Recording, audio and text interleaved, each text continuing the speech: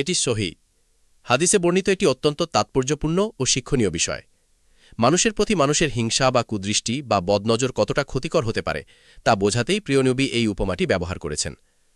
হাদিসের অর্থ: হাদিসটিতে বলা হয়েছে, মানুষের বদনজর লাগলে তা এতটাই মারাত্মক হতে পারে যে মানুষটি মৃত্যুর কোলে ঢলে পড়ে এবং তাকে কবরে দাফন করতে হয়। আরেকটি শক্তিশালী উটের উপর বদনজর লাগলে তা অসুস্থ হয়ে মৃত্যুর দ্বারপ্রান্তে পৌঁছায়, যার ফলে মালিক বাধ্য হয়ে তা জবাই করে রান্নার পাতিল পর্যন্ত নিয়ে যায়। অর্থাৎ বদনজরের কারণে যে কোনো প্রাণীর মৃত্যু পর্যন্ত ঘটতে পারে। বদনজর থেকে বাঁচার উপায়: ইসলামে বদনজর থেকে হেফাজতের জন্য কিছু নিয়মিত আমল ও দোয়ার কথা বলা হয়েছে। অতিরিক্ত প্রশংসা করার সময় বা কোনো প্রিয় জিনিস দেখার সময় মাশা আল্লাহ বা বারাক আল্লাহ বলা উচিত। সকাল সন্ধ্যায় সূরা ইখলাস, সূরা ফালাক এবং সূরা নাস পাঠ করা। বদনজর একটি বাস্তবতা এবং এর থেকে বাঁচতে আল্লাহর উপর ভরসা রেখে সবসময় আমলের মধ্যে থাকা উচিত। বদনজর সম্পর্কে ইসলামী আকিদা। প্রথম চ্যালেঞ্জ হচ্ছে, বদনজর, জাদু, আসর এসবের অস্তিত্ব অনেকে বিশ্বাসই করতে চায় না। কেউ বিজ্ঞানের দোহাই দেয়, আবার কেউ এসব স্রেফ কুসংস্কার মনে করে উড়িয়ে দেন। যারা ইসলামে বিশ্বাস করেন না, বিজ্ঞানের দোহাই দিয়ে এসব অস্বীকার করেন, তারা আমাদের অডিয়েন্স না। আমাদের মুখ্য হচ্ছে ঈমানদার ভাই এবং বোনেরা, যারা এ ব্যাপারে সন্দিহান। অতএব আমরা আজ কোরআন হাদিস থেকে বদনজর সম্পর্কে বিশুদ্ধ ইসলামী আকিদা জানব। ১. সহিহ বুখারী ও মুসলিমের হাদিসে আছে, আবু হুরায়রা থেকে বর্ণিত, রাসূলুল্লাহ সাল্লাল্লাহু আলাইহি ওয়াসাল্লাম বলেন, বদনজর সত্য। ২. সহিহ মুসলিম এবং মুসনাদে আহমদের হাদিসে আছে, আব্দুল্লাহ ইবনে আব্বাস রাদিয়াল্লাহু তাআলা আনহু থেকে বর্ণিত, রাসূল সাল্লাল্লাহু আলাইহি ওয়াসাল্লাম বলেন, বদনজর সত্য। ভাগ্যের চেয়েও আগে বেড়ে যায় এমন কিছু যদি থাকত, তাহলে অবশ্যই সেটা হতো বদনজর। যদি তোমাদের বদনজরের জন্য গোসল করতে বলা হয়, তবে গোসল করে নিও। ৩. মুসনাদে আবু দাউদে আছে, জাবের রাদিয়াল্লাহু তাআলা আনহু থেকে বর্ণিত, রাসূল সাল্লাল্লাহু আলাইহি ওয়াসাল্লাম বলেন, আল্লাহর ফায়সালা ও তাকদীরের পর আমার উম্মতের সবচেয়ে বেশি মৃত্যু হবে বদনজরের কারণে। ৪.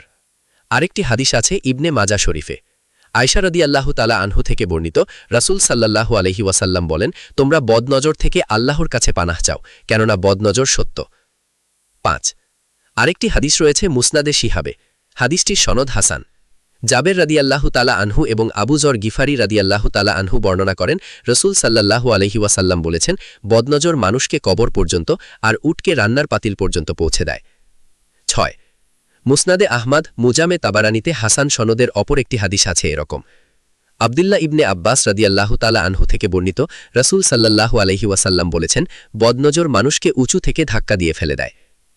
রাসূল সাল্লাল্লাহু আলাইহি ওয়াসাল্লাম থেকে বিশুদ্ধ সনদে এমন অনেক বর্ণনা পাওয়া যায় যা প্রমাণ করে বদনজর সত্য, এতে কোনো সন্দেহ নেই। তবুও এরপর আমরা কোরআনুল কারীমের কিছু আয়াত লক্ষ্য করি।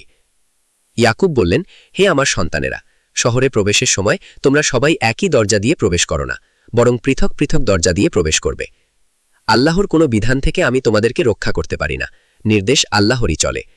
তারই ওপর আমি ভরসা করি, আর ভরসাকারীদের তার উপরই ভরসা করা উচিত। ইবনে আব্বাস রাদিয়াল্লাহু তাআলা আনহু, ইমাম মুজাহিদ রাহিমাহুল্লাহ, কাতাদা রাহিমাহুল্লাহ সহ সকল মুফাসসিররাই এই আয়াত প্রসঙ্গে বলেন, ইয়াকুব আলাইহিস সালাম সন্তানদের ব্যাপারে বদনজরের আশঙ্কা করেছিলেন, যে উনার সন্তানদের দেখে লোকদের বদনজর লাগতে পারে, হয়তোবা তারা স্বাস্থ্যবান বা সুন্দর চেহারার অধিকারী ছিল। এজন্য সন্তানদের শহরে প্রবেশের সময় আলাদা আলাদাভাবে প্রবেশ করতে বলেছেন। পাশাপাশি এটাও উল্লেখ করে দিয়েছেন, এসব তো আসলে আল্লাহর তৈরি সিস্টেম, এখানে আমার কিছু করার নাই, আল্লাহর উপর ভরসা ছাড়া। তবে যখন তুমি তোমার বাগানে প্রবেশ করলে, তখন কেন মাশা আল্লাহ লা কুওয়াতা ইল্লা বিল্লাহ বললে না? এই আয়াতকে আলেমরা এই কথার প্রমাণ হিসেবে পেশ করেন যে কোনো কিছু দেখে মুগ্ধ হলে সাথে সাথে মাশা আল্লাহ, সুবহানাল্লাহ অথবা আলহামদুলিল্লাহ এসব বলতে হয়। যদি আলোচ্য আয়াতে উল্লেখিত ব্যক্তি নিজের বাগান দেখে মুগ্ধ হয়ে আল্লাহর শুকরিয়া আদায় করত, আল্লাহকে স্মরণ করত, তাহলে ওর বাগান হয়তো নষ্ট হতো না।